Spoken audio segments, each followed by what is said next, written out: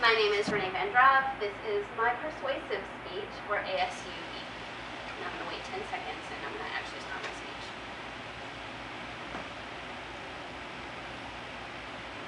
Hi ladies, thanks for listening to me today. Today, my goal and purpose is to convince you and persuade you that God has called all Christians to participate in orphan care.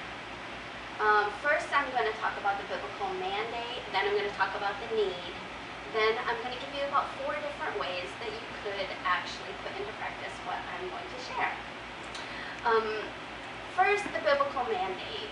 All throughout the Old Testament, God has set into place ways that He asked His people to care for the needy, the poor, widows, and orphans.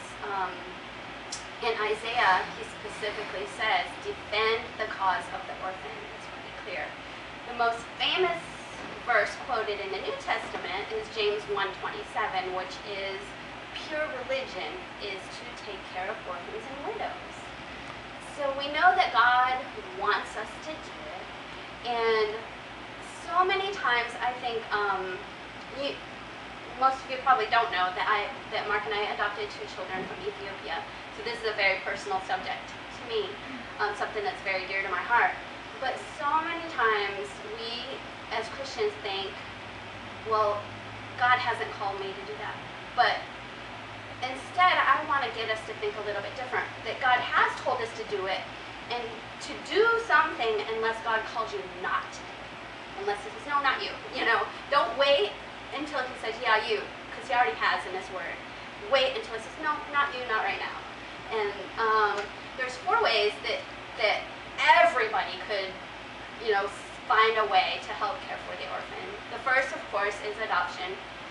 I don't believe that God has called every family to adopt, but I believe that we dismiss it too easily, the idea. We think that we can't do it, we're inadequate, we're whatever. So, I think it's very important to take a time and a season to ask God if that might be something that He has for you. The second way you can care for orphans is foster care. In Arkansas, in the United States, there's over 500,000 kids in foster care. In Arkansas, there's 7,000 that pass through the system in a year's time. And at any one given time throughout the year, there's 3,500 kids in foster care. We have a great organization in Lonoke County called The Call, and it is Children of Arkansas Love for a Lifetime, and they train Christian families for free. They do your home study, they do all your training requirements for free to get you into a place where you can do foster care.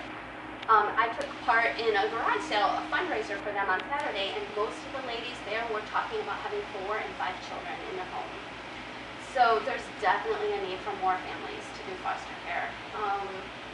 It's not for everybody, it's something to think about.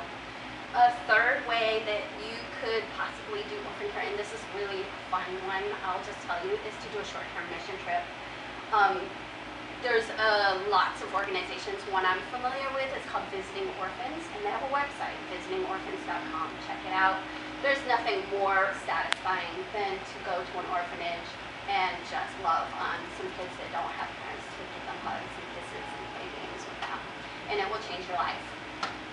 The 4th way is the one lots of people are familiar with, which is child sponsorship.